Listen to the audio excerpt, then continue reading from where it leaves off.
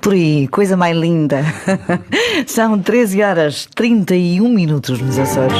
Inspirar a ação.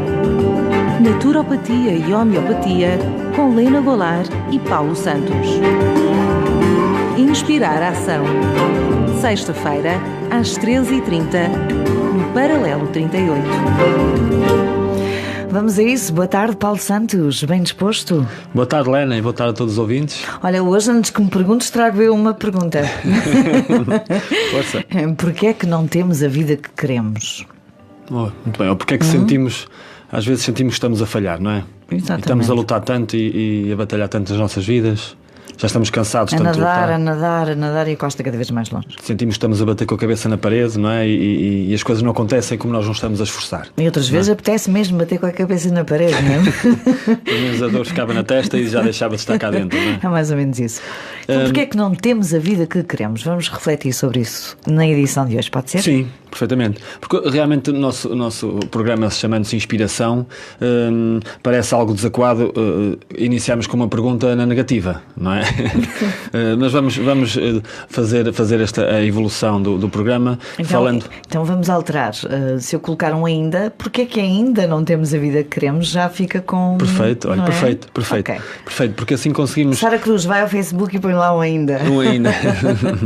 Sim, realmente pensando assim dessa forma, abre-nos muito mais opções, mas também é verdade que nós na vida também precisamos de conhecer o inimigo, ou precisamos de reconhecer o desafio ou o obstáculo, para então percebermos quais são as características desse inimigo e, percebendo essas características, ver o que é que está ao nosso alcance para as melhorar. Então é deste ponto de vista que esta pergunta também é: porque é que ainda não temos o que queremos na vida. Portanto, não é? Temos que decifrar os pontos de interrogação para conseguirmos avançar, não é? Exatamente. Reconhecer o inimigo, perceber quais são as características e o que é que nós temos que fazer de diferente. Okay. E uma das razões principais, nós trazemos aqui algumas, eventualmente quem está em casa a ouvir vai se identificar com algumas delas, outras até vai surgir intuitivamente, mas uma delas é nós utilizarmos aquilo que é chamado, por alguns autores já vão falando do síndrome do espelho retrovisor.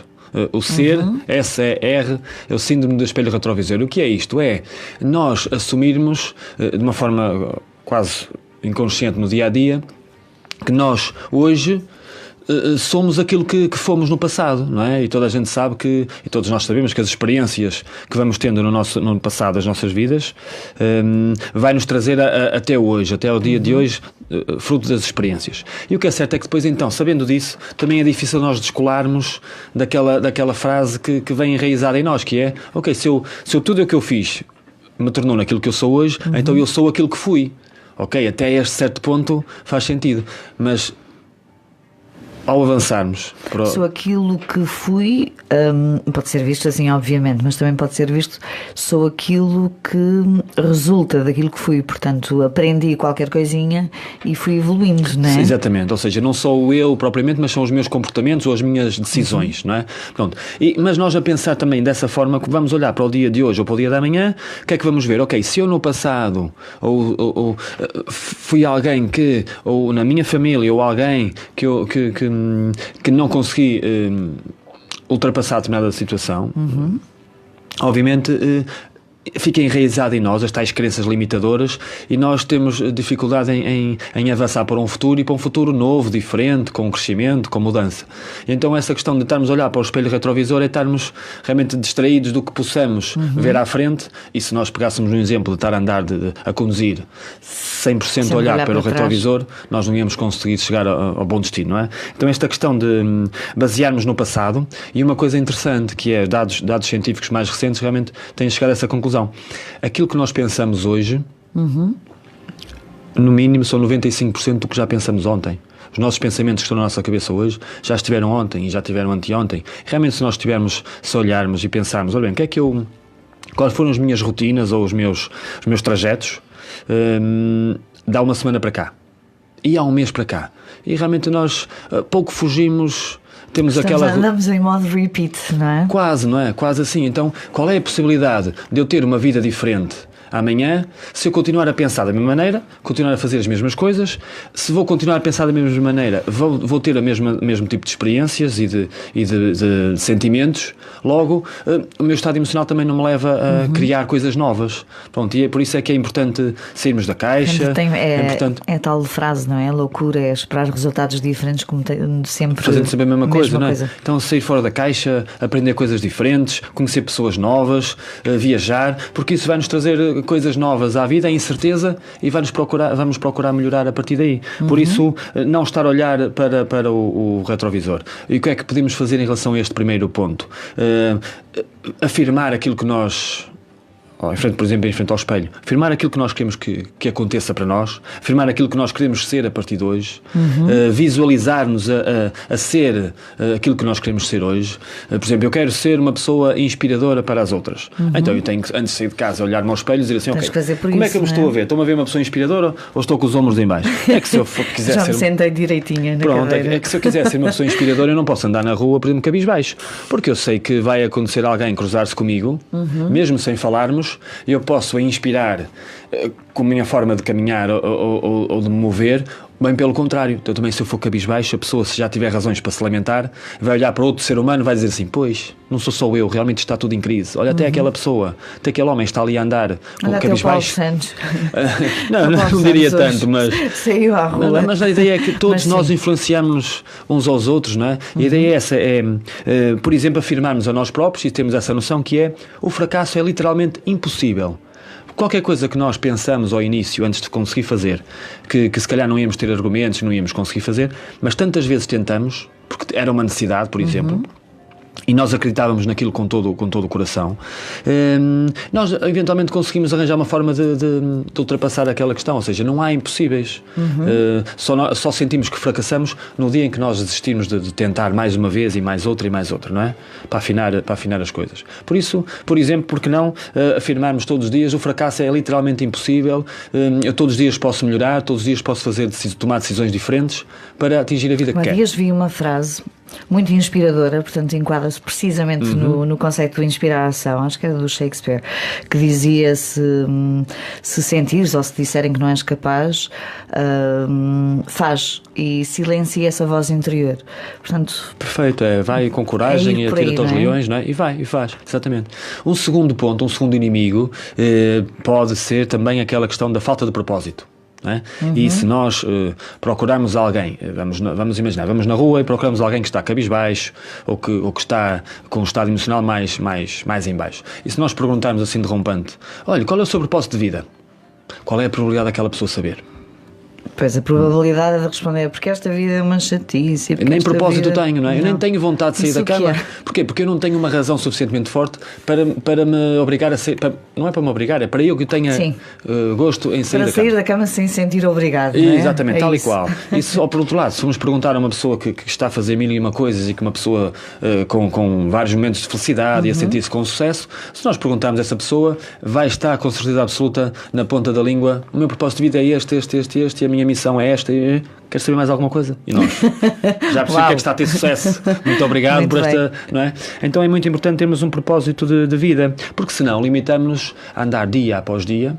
Segunda-feira, amanhã já é terça. E depois à quarta é um dia mais leve. E depois de passar a quarta, já só falta a quinta e chega à sexta, uau, fim de semana.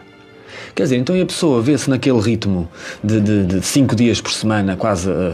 não digo a sofrer, mas a arrastar-se um dia após o outro, a fazer o mínimo indispensável para poupar energias para chegar a um fim de semana. Chega a um fim de semana, até eventualmente usufrui de um sábado, mas depois no domingo, depois do almoço, já está a pensar em quê? Já está a pensar que é segunda-feira logo a seguir, portanto o domingo... O fim de semana passou a correr, porque realmente foi só algumas horas, passou a correr lá, vou eu outra vez para mais uma semana. E vemos nesta rotina de fazer o mínimo indispensável, porque não é aquilo que nos satisfaz eventualmente. E será que nos sentimos também... no fundo, contentes com aquilo que estamos a fazer? Não, porque vamos, não é? Ou nos vamos acomodando, ou então nos vamos sentindo mal e a vontade de sair da cama não acontece de manhã, não é? Não, só piora, não é? Só piora. Por isso, porque não, e a sugestão para este segundo ponto, porque não pensarmos num propósito de vida excelente para nós? Okay. Porque não, o meu propósito de vida é inspirar as outras pessoas e acrescentar valor à vida delas. Porque eu, ao inspirar as outras pessoas, eu tenho que estar inspirado. Eu, para acrescentar valor às outras pessoas, obviamente também eu vou acrescentar valor à minha vida. Por isso esta questão do dar, contribuir, que temos falado várias vezes, vem sempre de volta.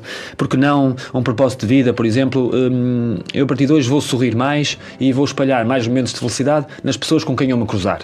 Pode até ser difícil ao início, mas depois... Vamos parecer patetas, andar na rua a sorrir para toda a gente, mas vai até Sara se começou a rir. Mas a verdade é essa, que vai sendo contagiante, não é? Exatamente. Porque não, a partir de agora vou contribuir e vou ajudar os outros. Porque ao ajudar os outros vou-me perceber que os meus próprios problemas não são assim tão graves, porque ainda há pessoas que estejam piores, e como eu vou estar a sentir-me tão bem, será um dos meus propósitos de vida ajudar os outros, eu próprio vou ficar mais rico. Não é? Em vários aspectos. Pronto, ou seja, porque a não partir de agora vou cuidar de mim, também é um excelente propósito de vida, não é? Cuidar de mim. E um mais potente de todos, que será inclusive o título do evento que vamos organizar em 23 de março, aqui em Ponta Delgada. Que é 23 de março em Ponta Delgada. O mote para este evento, e que é agora uma solução muito, muito boa para este segundo ponto que estamos a falar, que é: eu vou tornar-me na minha melhor versão. Exatamente. Vou tornar-me na melhor pessoa que eu possa ser, a minha melhor versão, para no dia que eventualmente chegar a minha altura, dizer assim: ok, eu fui a melhor pessoa que eu podia ter sido. Eu acho que isto é um propósito de vida excelente, porque lá está, posso tornar a minha saúde melhor, posso tornar a minha parte social melhor, a minha área dos relacionamentos, a minha área económica, em todos os aspectos da minha vida. Este propósito nos vai preenchendo.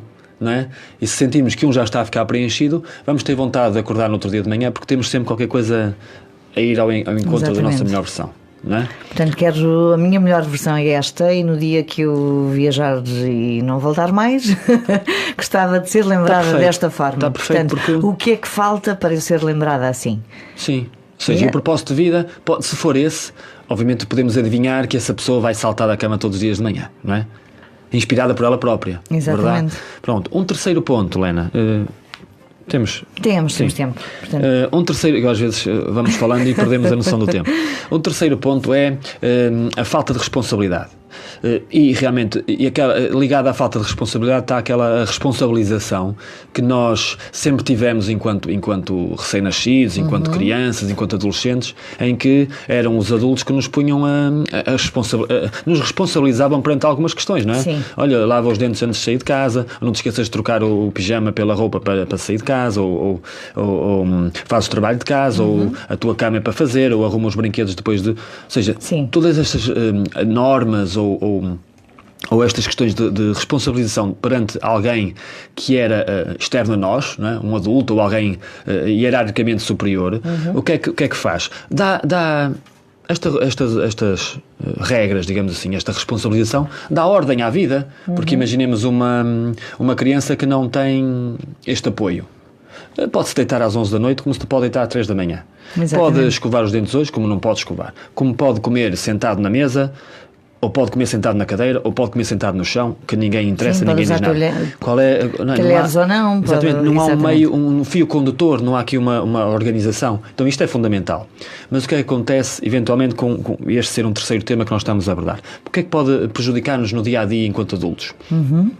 A liberdade de nós podermos decidir o que quisermos fazer, dizermos assim: ok, fui tantas vezes responsabilizado enquanto criança que parece que nem estava a viver a minha vida, e agora que eu cheguei a adulto vou sentar no sofá 3 dias inteiros e ninguém tem nada a ver com isso, porque eu agora sou adulto, ninguém me pode imprimir esta responsabilização. Ninguém, como diz o balada abraçado, ninguém não manda em mim. Ninguém não manda, pronto, tal e qual faz todo sentido essa frase. Ou seja, e o que é que nós acabamos por fazer? Quase inconscientemente deixamos estar um bocadinho mais na preguiça, não é? Com falta de motivos para agir, ou apenas para usufruir daquela dita liberdade. Essa rebeldia, entre aspas, é uma necessidade da pessoa se libertar, não é? Mas a liberdade será, mas eu penso que será de uma forma errada, não é? Estamos a ver se calhar o ponto de vista do lado oposto, que é: eu posso ser livre porque, ok, quase que fui obrigado, entre aspas, enquanto jovem, a ter aquelas regras todas, mas agora a partir de agora que eu sou adulto, eu não quero mais, quero ser eu a mandar em mim. Mas isso depois nós levamos para o resto, que é: se eu até aqui fiz as coisas sempre forçado e sempre me esforcei tanto para cumprir com o que aquelas outras pessoas pretendiam, eu agora vou fazer o mínimo esforço para fazer as minhas tarefas, porque eu já esforcei-me tanto. Mas se nós pensarmos nisso, o que é que nós podemos chegar à conclusão? Ok, eu já me esforcei tanto, ok, mas eu não morri. Eu nem estou cansado hoje, que eu acabei de dormir bem. Então, porquê é que eu vou estar a pensar que preciso de estar mais relaxado ou fazer o mínimo esforço possível porque me esforcei há 10 anos atrás? Isso ainda bem que foi assim. Exatamente. Essa energia já foi gasta, mas também já foi recuperada da minha parte. Eu estou aqui, estou vivo e estou cheio de energia. Então, se não percebermos mal esta parte, podemos aproveitar esse fio condutor e essa organização na vida para podermos ser livres, mas ser livres à nossa maneira e juntando esta liberdade com um propósito de vida, eu posso decidir o propósito de vida que me apetecer, verdade? E vou-me sentir livre com isso. Sim. Não é aquela questão de fazer o mínimo, porque já me obrigaram a fazer muito, vou fazer o mínimo agora que vou sentar-me no sofá. Ou seja, pronto, é aproveitar mas ter consciência que às vezes é isto que nos limita, que nos obriga a ficar, que nos dá aquela vontade de ficar em casa a comer bolachas e sentado no sofá com as pernas não sei onde, porque eu posso. Porque eu posso. Porque se calhar é uma ilusão, porque realmente nós podemos fazer outras coisas e que ainda nos vamos sentir ainda mais livres e a seguir o nosso propósito de vida. Faz sentido? Faz sentido, sim senhor. Já tomei nota, portanto, responsabilidade. Outro ponto muito importante, e este ponto tem a ver com o grupo de influência, que é precisamente, e a formação está esgotada amanhã. Pois. Vamos estar 50 pessoas no Hotel Marina Atlântico, 50 pessoas. E um dos pontos principais é este, é o grupo de influência. Okay. Se o meu grupo de influência, ou seja, as pessoas que me estão a influenciar, as pessoas com quem eu estou a passar mais tempo no meu dia-a-dia... E a Sara Cruz está cheia de nervos. Essas são as pessoas. Está há muito tempo com a Lena, não é? Ela muito tempo comigo. Mas se esse grupo de influência for um grupo fraco ou um grupo desajustado, eu digo fraco e desajustado no sentido de quê? Daquilo que são os nossos objetivos. Sim. Não é? Ou daquilo que está a ser a nossa qualidade de vida. Os nossos objetivos, os nossos valores também. Também. Nós vamos... Porque a tendência é nós sermos a média das pessoas com quem passamos mais tempo. Pois. Então esse grupo de influência, se nós vamos chegar ao grupo de, vamos imaginar, 5 amigos, para não meter aqui familiares, vamos chegar a 5 amigos com quem passamos mais tempo e dizemos assim, ok, vocês são o meu grupo de influência. E eu, a partir de agora... Todos estavam sentados no sofá, por exemplo, e a fumar um cigarrinho. E eu chegava lá e dizia assim, ok, olha, vocês são o meu grupo de influência, vocês são os meus amigos do peito, e eu a partir de agora sugiro, eu vou começar a correr 1 hora por dia e vou deixar de fumar. Eu não fumo, mas vou dar este exemplo. É um exemplo, claro que sim. E vocês, quem é que alinha? Ou aqueles 5 vêm connosco e deitam todos o cigarro fora e dizem, sim senhor, esse é o caminho, vamos todos correr contigo. Ou então o que é que eles vão dizer? Deixa-te para aí, onde é que tu vens com essas ideias? Espera aí, senta-te aqui e fuma. Exatamente, estás muito nervoso, onde é que tu foste ler isso? Que livro é esse? Esta hora, senta-te aqui e fuma. Foste mordido por que bicho, que é para eu ter cuidado, e senta-te, mas é aqui e vamos conversar de coisas sérias. E a pessoa, ou muda, ou consegue mudar o grupo todo, muitas vezes é difícil. Ou então começa a procurar outros grupos de influência ou outras pessoas a quem possa acrescentar ao seu próprio grupo de influência.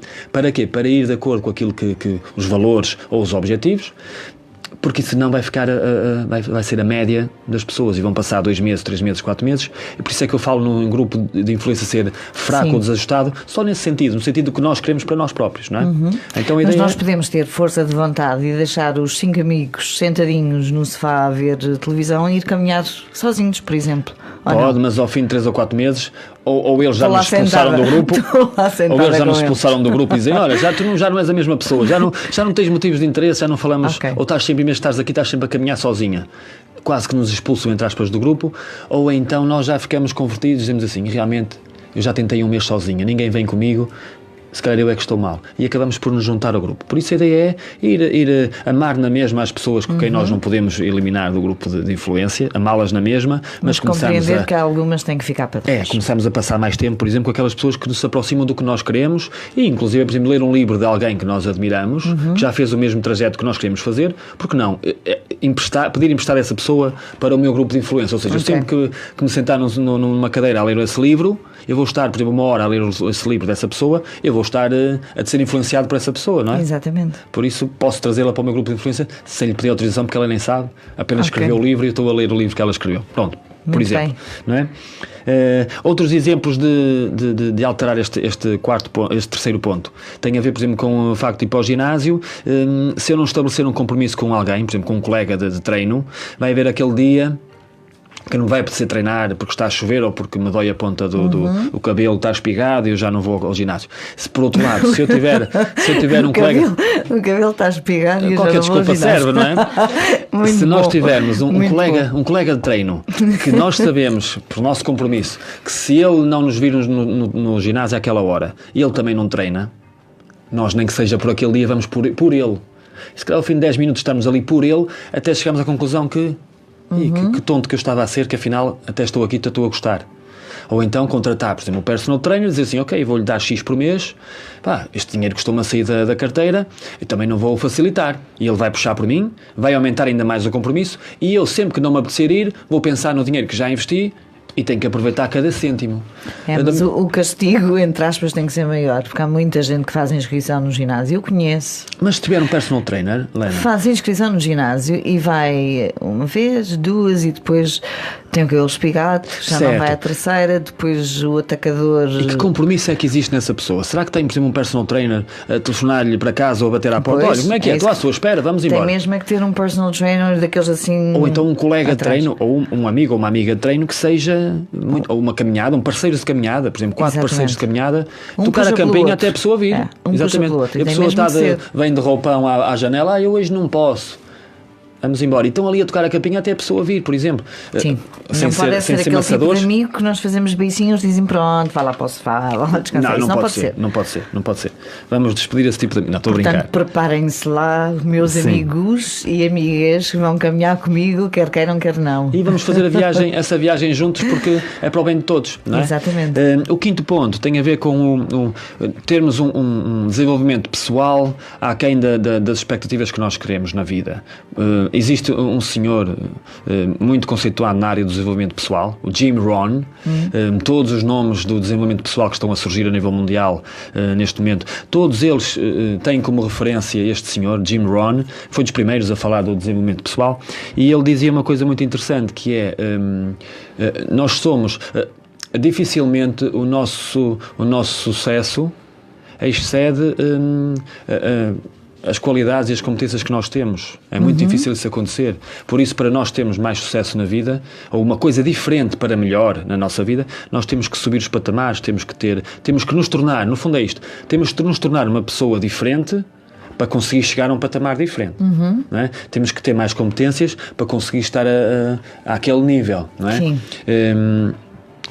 Pegamos no exemplo de um desporto coletivo, por exemplo. Eu entro numa equipa, estou a ter algum tipo de tempo de jogo e tal, mas se eu quiser ser mais preponderante, ou até num futuro próximo, por exemplo, assinar um contrato por uma equipa de uma divisão superior, ou não é? Eu próprio tenho que dar 101% ou 110% no treino, se isto existe, não é? Mais do que 100%. É esforçar-me ao máximo possível. Às vezes dou 200%, para me tornar um atleta, exatamente, para me tornar um atleta ainda com mais condições, ainda com mais aptidões, daquelas que eu até pensava que nem estavam ao meu alcance.